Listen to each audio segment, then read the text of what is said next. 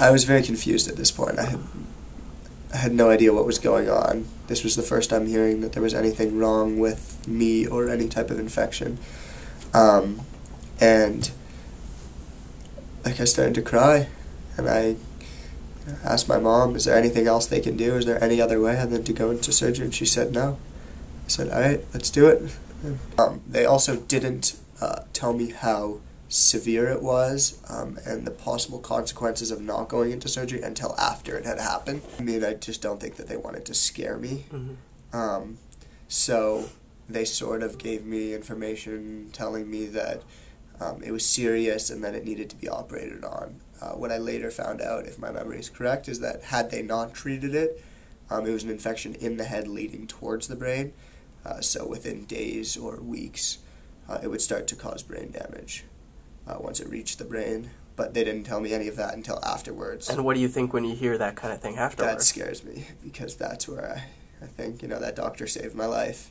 Everywhere that I am, mentally, athletically, emotionally, the ability to act as a normal person and live a normal life would not have been possible if they hadn't caught it at that moment. So they basically, they said that they were going to call the head neurosurgeon, Dr. Drake, in the hospital.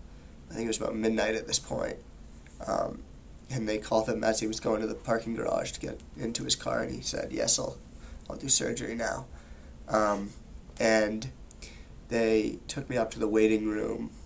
So I was just sitting there, me and my parents.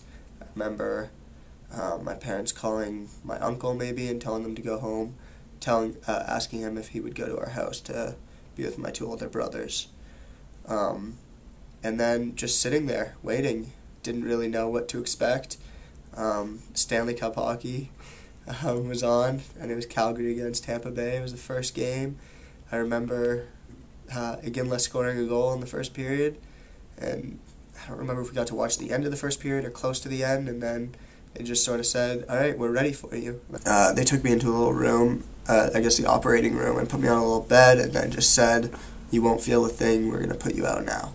And I just remember a big mass coming over my head, and within a second I was out.